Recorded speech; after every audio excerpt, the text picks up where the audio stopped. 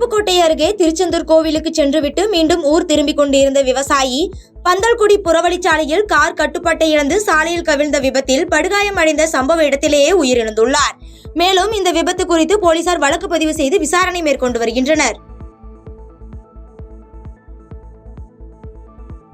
அருப்புக்கோட்டை அருகே மீனாட்சிபுரம் கிராமத்தில் குடும்ப தகராறு காரணமாக அரசு பேருந்து ஓட்டுநர் தூக்கிட்டு தற்கொலை செய்து கொண்டுள்ளார். இது குறித்து போலீசார் வழக்கு பதிவு செய்து விசாரணை மேற்கொண்டு வருகின்றனர். ராணிப்பேட்டை மாவட்டம் அரக்கோணம் அருகே அரசு பேருந்து சென்று கொண்டிருந்த பொழுது பஸ்ஸின் பின்புற டயர் திடீரென வெடித்ததில் வெங்கடாபுரம் கிராமத்தைச் சேர்ந்த மூதாட்டி ஒருவர் படுகாயமடைந்தார். இது குறித்து சோளிங்கர் போலீசார் சம்பவ இடத்திற்கு சென்று விசாரணை மேற்கொண்டு வருகின்றனர். காரைக்காலில் 2020 ரேஸில் ஈடுபட்ட இளைஞரை தட்டி கேட்டவரை கொலை செய்த சம்பவத்தில் இளைஞருக்கு 7 வருட கடுங்காவல் தண்டனை மற்றும் 10,000 ரூபாய் அபராதம் விதித்து மாவட்ட நீதிபதி முருகானந்தம் அதிரடி தீர்ப்பளித்துள்ளார். சென்னை விமான நிலையத்தில் தாய்லாந்து நாட்டிலிருந்து அரிய வகை உயிரினங்கள் கடத்தலில் ஈடுபட்ட சென்னையைச் சேர்ந்த பயணி கைது செய்யப்பட்டுள்ளார். மேலும் அவரிடமிருந்து அரிய வகை உயிரினங்கள் பறிமுதல் செய்து போலீசார் விசாரணை மேற்கொண்டு வருகின்றனர். புதுக்கோட்டை மாவட்டம் மணமேல்குடி அருகே மீனவர் வலையில் சிக்கிய அரிய வகை உயிரினமான கடற்பசுவை பத்திரமாக மீட்டு மீனவர்கள் அதனை மீண்டும் கடலில் விடப்பட்ட நிகழ்வு வனத்துறையினர் மத்தியில் பாராட்டுகளை பெற்றுள்ளது.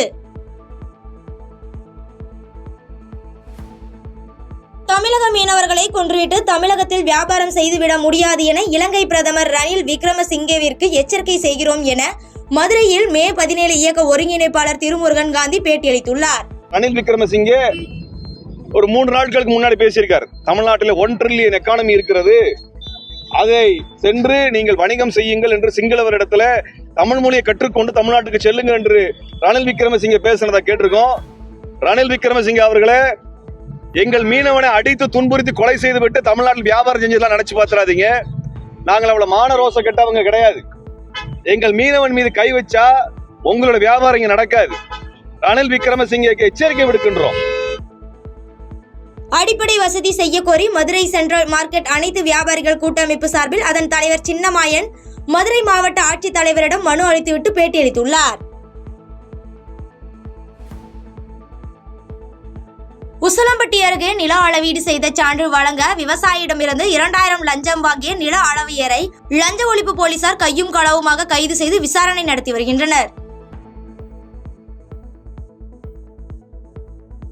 திருப்பூர் மாவட்டம் தாராபுரத்தில் அரசு உதவி பெறும் பள்ளியில் படித்து வரும் 10ஆம் வகுப்பு மாணவியிடம் பாலியல் துன்புறுத்தலில் ஈடுபட்ட இளைஞர் போக்சோ சட்டத்தின் கீழ் கைது செய்யப்பட்டு சிறையில் அடைக்கப்பட்டுள்ளார்.